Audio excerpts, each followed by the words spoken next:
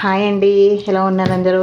ఈరోజు వచ్చేసి వీడియో అండి, బ్యాక్ పార్ట్ బేసిక్ చేసుకుని ఫ్రంట్ పార్ట్ ఎట్లా కట్ చేసుకోవాలన్నది ఈరోజు వీడియోలో మీకు చూపించబోతున్నాను.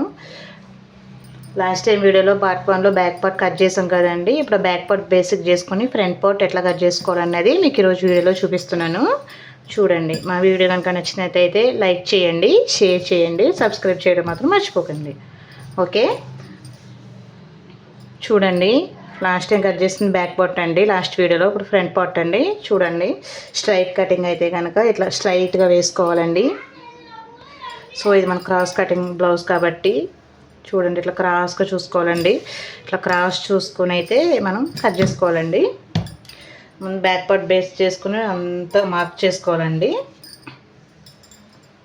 బ్యాక్ పార్ట్ బేసిక్ చేసుకొని మొత్తం అంతా మార్క్ అయితే గీసుకోవాలండి. బ్లౌజ్ అంతా బ్యాక్ పార్ట్. సో ఇప్పుడు బ్యాక్ పార్ట్ తీసేయండి. బ్యాక్ పార్ట్ తీసేసి అది బ్లౌజ్ తీసుకోండి.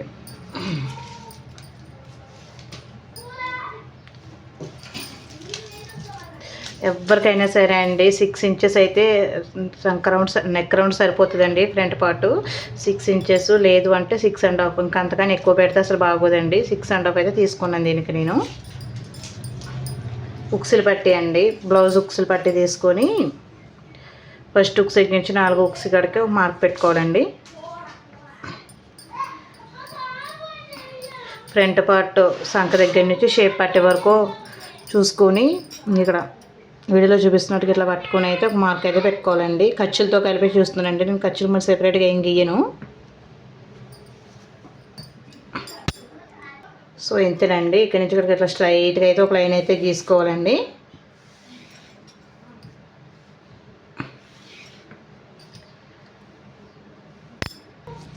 సో ఇప్పుడు మనకు బ్యాక్ పార్ట్ పొడవు అయితే ఎంత ఉందో చూసుకోవాలండి. బ్యాక్ పార్ట్ పొడవు ఎంత ఉంది?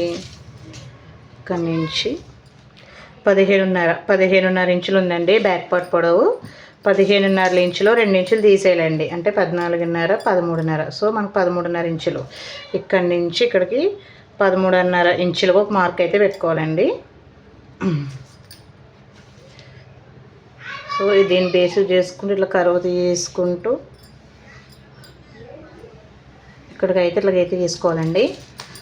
సంక డౌన్ వచ్చేసి ఒక 1/2 ఇంచు లోపలికి అయితే మార్క్ చేసుకోవాలండి. ఇట్లా మార్క్ చేసుకుని ఇట్లా తీసుకోవాలండి. సో ఇప్పుడు నెక్ వచ్చేసి ఇట్లా కర్వ్ స్కేల్ తీసుకొని, కర్వ్ స్కేల్ నేను నార్మల్గా అయినా తీసుకొచ్చండి. బిగినర్స్కి అయితే బాగా యూజ్ అవుతుంది కర్వ్ స్కేల్ యూజ్ చేయడం వల్ల.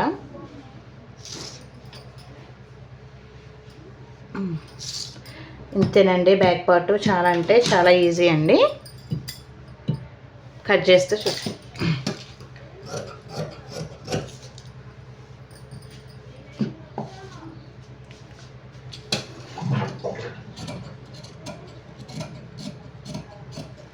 మా వీడియో కనుక నచ్చినట్టయితే లైక్ చేయండి, షేర్ చేయండి, సబ్స్క్రైబ్ చేయడం మాత్రం మర్చిపోకండి.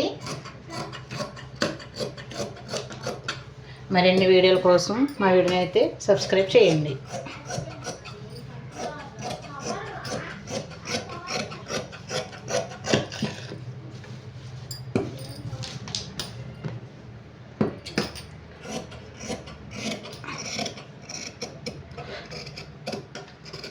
మీకు ఏమైనా డౌట్స్ ఉంటే కామెంట్ చేయండి. కంపల్సరీ మీకు రిప్లై ఇస్తాను. మీకు ఏ డౌట్ ఉన్నా క్లారిఫై చేస్తాను. సో ఇంతేనండి ఫ్రంట్ పార్ట్.